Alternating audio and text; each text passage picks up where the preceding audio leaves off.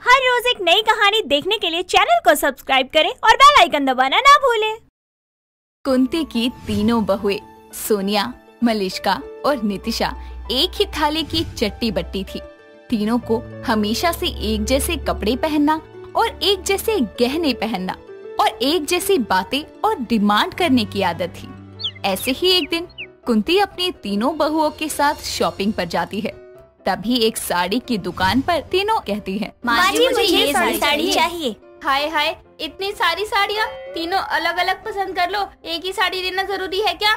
माँ जी मुझे तो यही साड़ी पसंद है, मैं तो यही लूंगी। अगर सोनिया दीदी को ये साड़ी पसंद है तो फिर मेरी भी यही पसंद है। अब जब मेरी दोनों जेठानियों ने इस साड़ी को पसंद कर लिया है तो फिर मुझे भी यही साड़ी चाहिए। अरे भैया, ऐसी ही 2 साड़ियाँ और दे दो, नहीं तो ये एक भी नहीं लेने देंगी, ना लेंगी खुद। कुंती के कहने पर दुकानदार एक जैसी 3 साड़ियाँ पैक करके कुंती को दे देता है, जिसके बाद सभी शॉपिंग खत्म करके घर आती हैं। और कुंती कहती है, हाय हाय, मेरा बाजार घूम घूम कर तो सर में दर्द हो गया। जाओ तीनों में से कोई जाकर चाय बना कर ले आओ। मैं बना देती हूँ माँ जी। अरे मैं बना देती हूँ, सब बैठो। अरे मैं बना देती हूँ ना। अरे आप सब बैठो, मैं जाती हूँ ना, मस्त अदरक वाली चाय बना कर लाती हूँ। तीनों बहुएं काफी देर तक यूं ही मैं करती रहती है और उनकी मैं सुनकर कुंती के सर में और जोर से दर्द होने लगता है, जिसके बाद वो चिल्ला कर कहती है, चुप करो तुम तीनों की तीनों, खुद बना लूंगी मैं चाय। और तुम तीनों की तू मैं ने मेरा सर दर्द और बढ़ा दिया। बकरी की तरह मैं करती जा रही हो। अरे हद कर रखी है तुम तीनों ने, जो करना है साथ करना है। अरे पिछले जन्म में बहनें थी क्या तुम सब? इससे पहले तुम तीनों को और सुनाओ, चली जाओ यहाँ से। कुंती का गुस्सा देखकर तीनों गोली की तरह वहाँ से भाग जाती है और बेचारी कुंती खुद ही एक कप चाय बनाकर आराम से बैठकर पीती है। यूं ही दिन गुजरते हैं और रविवार के दिन जब तीनों बहुओं के पति छुट्टी पर थे, तभी सोनिया फोन पर बात करते हुए कमरे से बाहर आ रही थी कि सामने से चलकर आ रहे उसके पति राजीव से उसकी टक्कर हो जाती है और टक्कर के दौरान सोनिया का फोन जमीन पर धम से आ गिरता है और टूट जाता है। सोनिया रोते हुए कहती है, ये क्या किया आपने? मेरा फोन तोड़ दिया। अभी 1 महीने पहले ही तो लिया था मैंने। अरे बाबा सॉरी, गलती से टक्कर हो गई, मेरा ध्यान नहीं था और तुम एकदम से कमरे से बाहर आ गई। देख लिया होता ध्यान से तो ये तो ना होता। अरे मेरा नया का नया फोन तोड़ दिया। अब मैं बात कैसे करूंगी अपने मायके वालों से? ऑनलाइन सीरियल कैसे देखूंगी? अरे रो मत सोनिया, मैं तुम्हें नया फोन दिला दूंगा, रोना बंद करो। राजीव इतना बोल ही रहा था कि तभी वहाँ पर मलिष्का और नितिशा अपने अपने पतियों के साथ आती हैं और बोलती हैं, वाह सोनिया दीदी नया फोन लेंगी तो हम भी लेंगे। हाँ, क्योंकि पहले भी हमने एक साथ फोन लिया था और अब भी लेंगे। बताओ दीदी, कौन सा फोन लोगी आप? वही जो पहले लेना था लेकिन ले नहीं पाई थी, लेकिन अब लूंगी। मेरी पसंद का iPhone 13 वही चाहिए मुझे। हमें भी iPhone 13 ही चाहिए। हमें भी iPhone 13 ही चाहिए। पागल हो गई हो तुम दोनों? इसमें पागलपन क्या है? हमें चाहिए तो मतलब चाहिए। अब हम तीनों iPhone 13 लेकर ही रहेंगे। हाँ जी, ये है मेरा फोन और ये मलिष्का दीदी का फोन। लो, ये भी टूट गए। हम तीनों ने एक साथ फोन लिया था और एक साथ तोड़ दिया। अब हम तीनों को ही iPhone 13 चाहिए। नितिशा, मलिष्का, सोनिया का फोन तो गलती से गिर गया था, पर तुम दोनों ने ये सब क्यों किया? गलत है ये। उन दोनों को कुछ मत कहिए, वो मेरे साथ है। बस इतना ध्यान रखो कि अब हम तीनों को iPhone 13 चाहिए तो मतलब चाहिए। इतना कहकर वो तीनों वहाँ से चली जाती हैं। तभी राजीव बोलता है, अरे यार क्या मुसीबत है, iPhone 13 तो तीनों ऐसे मांग रही हैं जैसे कि फोन नहीं, पेड़ में लगा आम है जो फट से उतार कर दे देंगे। हाँ भाई, सही कह रहे हो। लगता है अब हम तीनों को अपनी अपनी किडनियां बेचनी पड़ेगी अपनी पत्नियों की डिमांड पूरी करने के लिए। 71,990 का है भैया एक iPhone 13, 15.4 centimetre screen, hexa core A15 bionic chip processor, rear camera 12 megapixel plus 12 megapixel, front camera 12 megapixel, proximity sensor है, फेशियल अनलॉक, सब कुछ है इसमें। बकवास बंद कर, यहाँ वैसे ही दिमाग की दही हो गई है, तू फोन की खासियत बताने में लगा है। ऐसे ही कुछ दिन और बीत जाते हैं। राजीव, सौरभ और सचिन सोनिया, मलिष्का और नितिशा को काफी और फोन दिखाते हैं और उनको मनाते हैं, पर तीनों अपनी iPhone 13 लेने की जिद पर अड़ी रहती हैं, जिसके चलते घर में लड़ाई और बहस होने लगती है, जिसकी वजह से कुंती बहुत ज्यादा परेशान हो जाती है। ऐसे ही एक दोपहर जब तीनों बहुएं हॉल में बैठी होती हैं, तभी कुंती उनसे कहती है, मलिष्का, नितिशा, सोनिया, ये सब क्या है? तुम तीनों कोई छोटी बच्ची हो जिनको एक बार में कई हुई बात समझ नहीं आती? अरे कपड़े, गहने, शॉपिंग तक तो ठीक था, पर अब तुम तीनों को एक साथ आईफोन 13 चाहिए। अरे अगर फोन ही लेना है तो कोई दूसरा ले लो, वही एप्पल का आईफोन लेना जरूरी है? अरे इतना महंगा है एक वो, और तुम तीनों को चाहिए। एक को लेना है तो ले भी दें। माँ जी, जब से हम तीनों इस घर में शादी करके आई हैं, हमने कभी किसी बात की कोई जिद नहीं करी। हमेशा तीनों ने एक जैसी चीजें ली, तो इसीलिए अब हम आईफोन भी एक साथ ही लेंगे। वो भी इसलिए कि ताकि हम तीनों में कोई बहस न हो कि मेरे पास ज्यादा है, उसके पास कम, उससे अच्छा दिया, मुझे बुरा दिया। इसलिए माँ जी, हम तीनों को ही आईफोन चाहिए तो मतलब चाहिए, नहीं तो और कोई फोन नहीं चाहिए। तो बेहतर यही होगा कि आप हम तीनों को आईफोन दिला दे।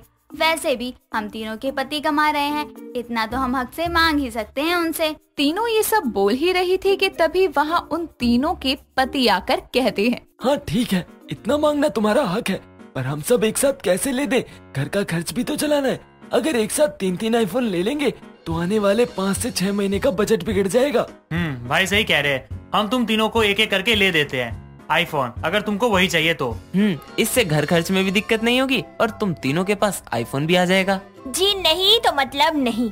आप इसे हमारी जिद समझिए, एकता समझिए, प्यार समझिए या फिर साजिश समझिए, ये आपकी जिम्मेदारी है। हम तीनों को आईफोन चाहिए तो वो भी एक साथ चाहिए, और अगर आप हमें आईफोन नहीं लेके दे सकते तो हमें कुछ भी कहने की जरूरत नहीं है। हाय हाय, आग लगे ऐसे फोन में। अरे फोन ना हो गया कोई नासा का रॉकेट हो गया। आज तक घर में कभी कोई बहस नहीं हुई, लड़ाई नहीं हुई, पर इस मुझे फोन के चलते रोज कलेश हो रहा है घर में। मुझे गुस्सा आ गया ना, मैं सबके फोन तोड़ दूंगी और घर में एक लैंडलाइन लगवा दूंगी। बस जिसे भी फोन करना है उससे करना, नहीं तो मत करना। दिमाग खराब कर दिया। नहीं, ऐसा मत करना। कुंती की बात सुन सौरभ, सचिन और राजीव तीनों घबरा जाते हैं और तीनों अपने अपने फोन से अपनी पत्नियों के लिए आईफोन 13 ऑनलाइन बुक करते हैं।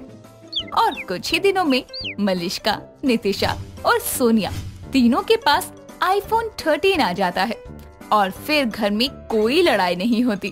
तभी कुंती कहती है, तुम तीनों ने अपनी पत्नियों को आईफोन तो ले दिया और मेरा स्मार्टफोन भी तो पुराना हो गया है। अब एक आईफोन मुझे भी लाकर दो, वो भी तीनों मिलकर।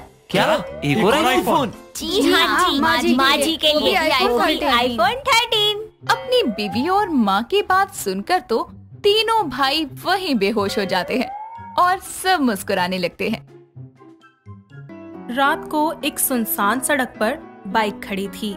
साथ में वहाँ पर एक कपल भी था जिनका नाम था गिनी और मिहिर। ऐसे में मिहिर गिनी से कहता है, गिन्नी, बहुत टाइम हो गया हमारे रिलेशनशिप को, तो यार अब तो किस कर सकते हैं ना हम। पर अभी मैं कंफर्टेबल फील नहीं कर रही हूँ, हम कभी और कर लेंगे।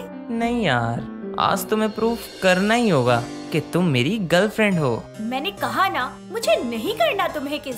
ये सारा नजारा वहाँ पर खड़ा हुआ एक अजनबी लड़का देख रहा था। अजनबी ने सोचा कि मैं कुछ बोलूं, लेकिन वो दोनों एक कपल थे, जिसकी वजह से वो चुप रहा। तभी मिहिर गिनी को जबरदस्ती किस करने की कोशिश करता है, जिसके बाद गिनी गुस्से से मिहिर को पीछे धक्का दे देती है, जिसकी वजह से मिहिर गुस्से में गिनी से बोलता है, जाहिल गवार कहीं की, तेरे बस की नहीं है किसी रिलेशनशिप में रहना, और ना तू मेरे लायक है। एबनॉर्मल है तू, दफा हो जा, मुझे नहीं रखना तेरे साथ कोई रिश्ता। इतना बोलकर मिहिर गिनी को वहीं पर ही छोड़कर चला जाता है और गिनी भी उस अजनबी के पास जाकर खड़ी हो जाती है। थोड़ी ही देर में वहाँ एक बस आती है। दोनों उस बस में चढ़कर एक साथ एक ही सीट पर बैठ जाते हैं। गिनी इस समय सिर्फ और सिर्फ मिहिर के बारे में ही सोच रही होती है और अचानक से अजनबी की तरफ देखने लगती है और उसे किस कर देती है, जिसके बाद वो दोनों एक दूसरे में खो जाते हैं। तभी वो अजनबी बड़े ही प्यार से उससे बोलता है, तुम ठीक हो ना? मैं नॉर्मल हूँ और मैं किस कर सकती हूँ। आई नो कि तुम अभी भी अपने बीएफ की बात सोच सोच कर मुझे किस कर रही हो। हाँ ये तो है। वैसे तुम्हारा नाम क्या है? मैं अजनबी। और तुम? अजनबी? हाँ। ये कैसा नाम है? नाम नहीं है मैडम, मगर हूँ तो अजनबी। हाँ ये तो है। वैसे तुम परेशान सी लग रही हो। हाँ यार, परेशान तो मैं बहुत ज्यादा हूँ। क्या हुआ? अगर शेयर करने लायक है तो कर सकती हो मेरे साथ शेयर। देखा तो होगा तुमने कि क्या हुआ। यार मुझे ना तुम्हारा बीएफ ठीक नहीं लगा। अरे ऐसा मत बोलो, वो बहुत अच्छा है, रिच है, स्मार्ट है और काफी पढ़ा लिखा भी तो है। अच्छा, तुम रिच नहीं हो, स्मार्ट नहीं हो और तुम पढ़ी लिखी नहीं हो। वो मेरा मिस्टर परफेक्ट है। Oh really? अजनबी के इतना बोलते ही गिन्नी उसकी तरफ देखने लगती है कि तभी एक ढाबे पर बस रुक जाती है। सभी लोग उतरकर कुछ न कुछ खाने पीने के लिए चले जाते हैं। तभी वो अजनबी अपने लिए और गिन्नी के लिए कुल्हड़ वाली चाय लेकर आता है और उससे बात करते हुए कहता है, तो बताइए मिस, आप अपनी लाइफ में क्या क्या अचीवमेंट चाहती हैं? मेरे पापा बहुत रिच हैं, तो मुझे करियर में कुछ करने की या फिर उसके बारे में सोचने की कोई फिक्र ही नहीं है। ओह, तुम क्या चाहते हो? मुझे तो खुद का कैफे खोलना है और बहन की शादी भी करनी है। ओह सही है फिर तो। कुछ देर बात करने के बाद दोनों बस में चले जाते हैं। ऐसे ही सुबह हो जाती है और उसका स्टॉप आ जाता है, जिसके बाद वो अजनबी और गिन्नी अपने अपने रास्ते मुड़ जाते हैं। ऐसे ही समय बीतता जाता है और वो दोनों एक दूसरे के बारे में सोचते रहते हैं। कहीं ना कहीं उन्हें पहली मुलाकात वाला प्यार जो हो गया था। ऐसे ही एक दिन गिन्नी अपने 4 दोस्तों के साथ लॉन्च जाती है। सभी लोग एक साथ सोफे पर बैठकर बातें कर रहे होते हैं कि उनमें से उसकी एक दोस्त बोलती है, यार एक बात बताओ, अगर तुम सब में से किसी को भी अपनी एक विश पूरी करने का मौका मिल जाए तो बताओ तुम लोग कौन सी विश पूरी करना चाहोगे? यार मैं तो चाहूंगी मेरे मम्मी पापा मेरे बॉयफ्रेंड से मेरी शादी करवा दें। मैं तो चाहूंगी कि इस गिन्नी की तरह बहुत जल्दी रिच हो जाऊं। और गिन्नी तू भी बता। मेरी विश है कि वो अजनबी मुझे दोबारा मिल जाए। इतना बोलकर गिन्नी उस अजनबी के साथ बस में और ढाबे पर बिताए हुए पलों को याद करने लगती है कि तभी वहाँ पर एक वेटर आ जाता है उनका ऑर्डर लेने के लिए और गिन्नी से पूछता है। जैसे ही गिन्नी उसे अपना ऑर्डर देने के लिए उसकी तरफ देखती है तो वो चौंक जाती है, क्योंकि वो वेटर कोई और नहीं बल्कि वही अजनबी था। गिन्नी उसे देखकर बहुत ही ज्यादा खुश हो जाती है और बड़े ही उत्साह के साथ उससे कहती है, तुम यहाँ? हाँ मैं। तुम्हें पता है तुम्हें यहाँ देखकर मैं कितनी खुश हूँ। खुश तो मैं भी हूँ। तुम तो कैफे खोलना चाहते थे ना, तो यहाँ क्या कर रहे हो? बड़ा करने के लिए नीचे से शुरुआत करनी चाहिए। वैसे मैडम मैं अभी ड्यूटी पर हूँ। ये लो मेरा फोन नंबर और हाँ, याद से मुझे फोन जरूर करना। मेरे पास टाइम नहीं है, इसके बाद मुझे नाइट ड्यूटी भी करनी है। वाओ, कितने हार्ड वर्किंग हो यार तुम। I really like you. कुछ ऑर्डर करना है या जाऊँ? प्लीज मुझे कॉल करना। वैसे तुम्हारी नाइट ड्यूटी कहाँ है? यहीं पर। ओके ठीक है, तो रात को मिलती हूँ यहाँ। अब जल्दी से ऑर्डर बता दो मुझे। हाफ हक्का नूडल और 2 कोल्ड ड्रिंक। ओके। इसी तरह गिन्नी अपने दोस्तों के साथ खा पीकर वहाँ से चली जाती है और वक्त के साथ रात हो जाती है, जिसके बाद गिन्नी एक बार फिर से उस अजनबी से मिलने के लिए उसी लॉन्च में जाती है। वो अजनबी भी गिन्नी का ही इंतजार कर रहा होता है। दोनों एक दूसरे को देखकर बेहद खुश होते हैं कि तभी गिन्नी बोलती है, तुम्हें पता है अजनबी, मेरी सगाई होने वाली है और मैं ना चाहते हुए भी तुम्हारी तरफ खिंची चली आ रही हूँ, क्योंकि तुम में कोई तो ऐसी बात है जो मेरे बॉयफ्रेंड में तो बिल्कुल नहीं है। तुम मुझसे प्यार करती हो? पता नहीं। मैं बताऊं, तुम मुझसे प्यार करती हो और वो तुमसे करता है। पहली बार जब तुम दोनों का ड्रामा देखा था ना, तभी समझ गया था मैं। इतना जान गए हो पहली बार में ही? लेकिन परसों मेरी सगाई है, तो इन सब का कोई फायदा नहीं है। अभी भी मौका है, तुम एक बार परख सकती हो उसको और अपने रिश्ते को भी। वो कैसे? वो अजनबी उसे बताता है कि आखिर किस तरीके से वो मिहिर को और खुद के रिश्ते को परख सकती है। और ये सब बोलने के बाद वो उससे कहता है, और वैसे भी मैं परसों ये शहर छोड़कर जा रहा हूँ। इसका मतलब हम अब कभी नहीं मिलेंगे? नहीं, कभी नहीं। क्या तुम मेरे साथ कुछ देर अच्छा वक्त बिता सकते हो? गिन्नी उसके हाथ को पकड़कर उसके साथ रोमांटिक सा कपल डांस करती है। ऐसे ही समय बीत जाता है और गिन्नी की सगाई का दिन आ जाता है। गिन्नी अपने कमरे में तैयार हो रही होती है कि तभी वहाँ मिहिर आता है और मिहिर गिन्नी की कमर को पकड़कर उसे अपनी तरफ खींचता हुआ कहता है, अब तुम सिर्फ मेरी हो। तुम मुझसे शादी क्यों करना चाहते हो? क्योंकि तुम रिच हो, सुंदर हो और तुम वैसी हो जिसको ना तो कभी किसी ने छुआ है और ना कभी वैसा रिश्ता रहा हो। तुम्हारा किसी के साथ जो था, जो है, मेरे साथ है। ये तो तुम्हारी गलतफहमी है, क्योंकि मैं पहले भी किसी के बहुत करीब जा चुकी हूँ। मतलब जैसा मैं सोच रहा हूँ तुम वैसी नहीं हो। तुम पहले ही मजे ले चुकी हो। तुम्हें पता है ना कि ये सब जानने के बाद मैं सगाई अभी ही तोड़ सकता हूँ। तो तोड़ दो, और अगर तुम नहीं तोड़ोगे तो मैं तोड़ देती हूँ। गिन्नी की बात सुनकर मिहिर वहाँ से चला जाता है और गिन्नी एक कागज पर अपने दिल की बात लिखकर अपने कमरे की खिड़की से कूदकर भाग जाती है। सबसे पहले वो उस अजनबी को कॉल करती है तो उसे पता चलता है कि वो अजनबी रेलवे स्टेशन पर है। वो जल्दी से टैक्सी लेकर रेलवे स्टेशन पहुंच जाती है और जाकर उस अजनबी के सीधे गले लग जाती है। साथ ही उसे अपने प्यार का इजहार भी करती है और फिर उससे बोलती है, अब तो बता दो, नाम क्या है तुम्हारा? अर्जुन, और आई लव यू टू गिन्नी। हिमानी बहुत ही चालाक लड़की थी। बचपन से ही उसे इधर की बातें उधर और उधर की बातें इधर करने की आदत थी। हिमानी की शादी राहुल से हो जाती है, जो कि स्वभाव में बहुत ही आज्ञाकारी लड़का होता है। इसी के साथ साथ हिमानी का नसीब इतना ज्यादा अच्छा था कि उसकी ननंद पूजा और सास काजल दोनों ही बहुत अच्छी थी। ऐसे ही एक दिन हिमानी के घर उसकी माँ निशा आती है और उससे कहती है, बेटा तू बहुत नसीब वाली है जो तुझे इतना प्यार करने वाला ससुराल मिला है। इनकी अच्छे से देखभाल करिए और अपनी ये चालबाजी और 420 वहाँ मत दिखाइयो, अच्छे से रहियो। आपके कहने का क्या मतलब है कि मैं ही चालबाज हूँ? बाकी सारे तो शरीफ है बड़े, है ना? ये लोग बहुत टेढ़े हैं, आपको नहीं पता। आपके आगे तो सब अच्छे बन जाते हैं, लेकिन पीछे से ना बहुत बदल जाते हैं। रहने दे, मैं सब जानती हूँ तू कैसी है। इतना कहकर निशा वहाँ से चली जाती है।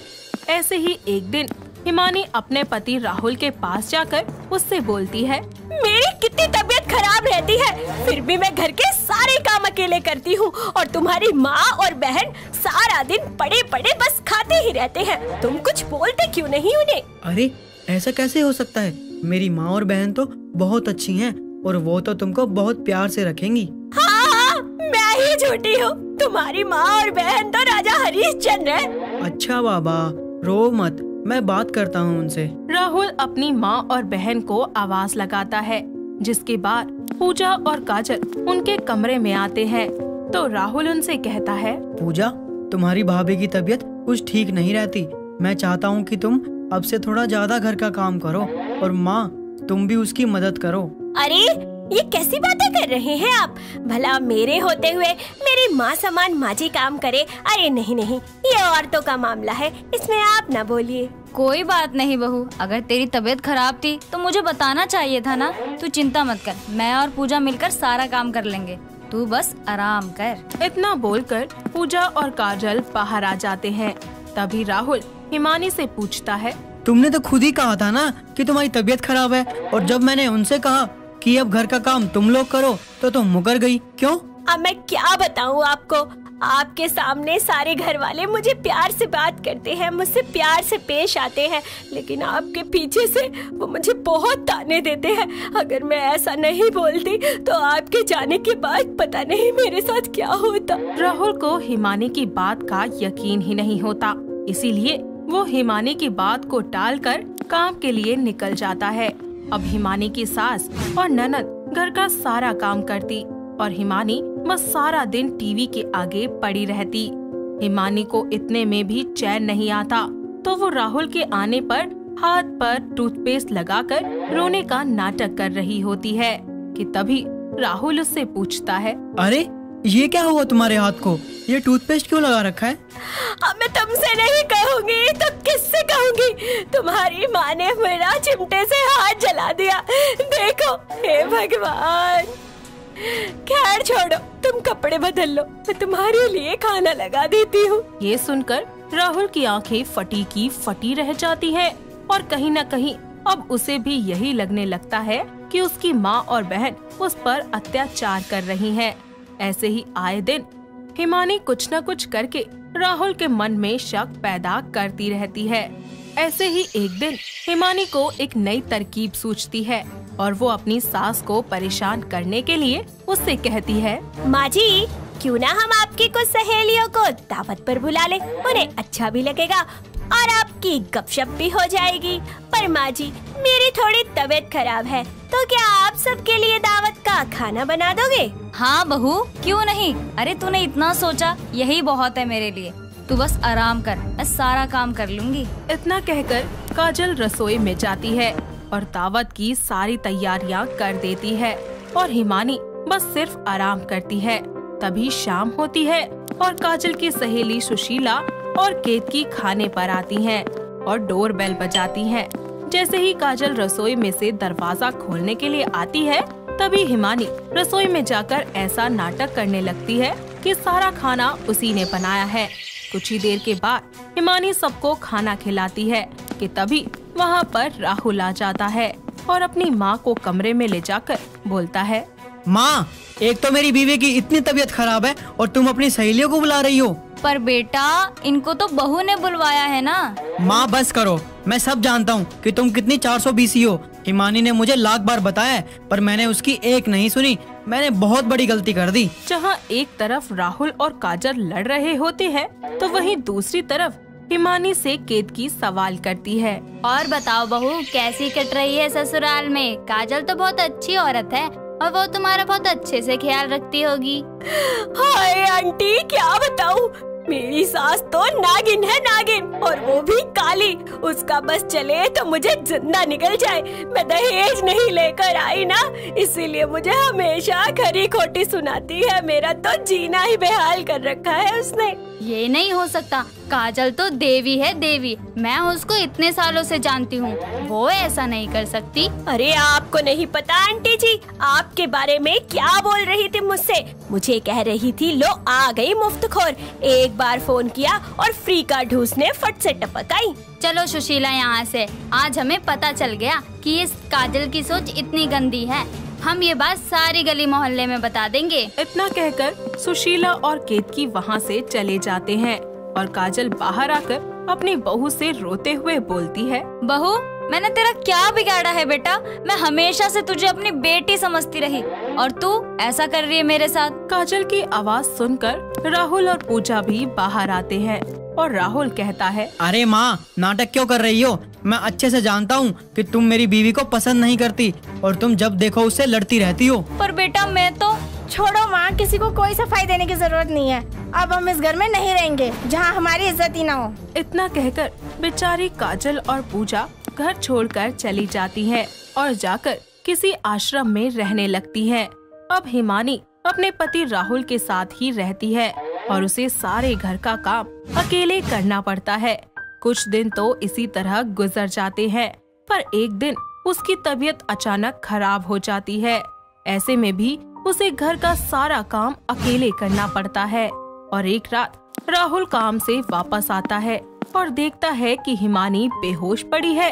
राहुल उसे कमरे में ले जाकर लिटा देता है और जब हिमानी होश में आती है तो कहती है, मुझे माफ कर दीजिए, मैंने आपकी माँ समान माता जी को बहुत धिक्कारा। मैं तो अंधी हो गई थी अपने अभिमान में। मुझे माफ कर दीजिए। आपकी माँ सच में बहुत अच्छी है। उन्होंने मुझे हमेशा एक बेटी की तरह प्यार किया, लेकिन मैं कभी उनका प्यार समझ नहीं पाई।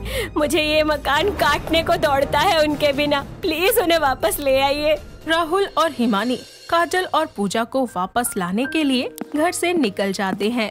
आश्रम पहुंचकर हिमानी काजल और पूजा के पैरों में गिर जाती है और कहती है, माँ जी, मुझे माफ कर दो। भगवान ने मुझे सब कुछ दिया, लेकिन मुझे कदर नहीं आई। लेकिन अब मैं सब समझ गई हूँ, मुझे माफ कर दो। पूजा तुम भी मुझे माफ कर दो, तुमने हमेशा छोटी बहन की तरह मेरा साथ दिया। तू मेरी बेटी जैसी है और बच्चों से गलतियाँ होती रहती हैं, तो मैंने तुझे माफ किया बहू। माँ मुझे माफ कर दो, मैं समझ नहीं पाया और एक अच्छा बेटा नहीं बन सका, पर अब मैं वादा करता हूँ कि आपको और पूजा को कभी कोई दुख नहीं होगा। सभी साथ मिलकर घर वापस आ जाते हैं और हिमानी काजल की सहेलियों को वापस बुलाती है, साथ ही उन्हें सब कुछ सच सच बता देती है, जिससे उनकी काजल के प्रति गलतफहमी खत्म हो जाती है। और अब हिमानी सारे घर का काम करती, साथ ही अपनी सास की भी खूब सेवा करती है। इसी के साथ वो सभी एक बार फिर खुशी खुशी रहने लगते हैं। दोस्तों, अगर आपको ये कहानी पसंद आई तो इसे लाइक करें, शेयर करें और कमेंट करके बताएं कि कहानी में आपको सबसे अच्छा क्या लगा।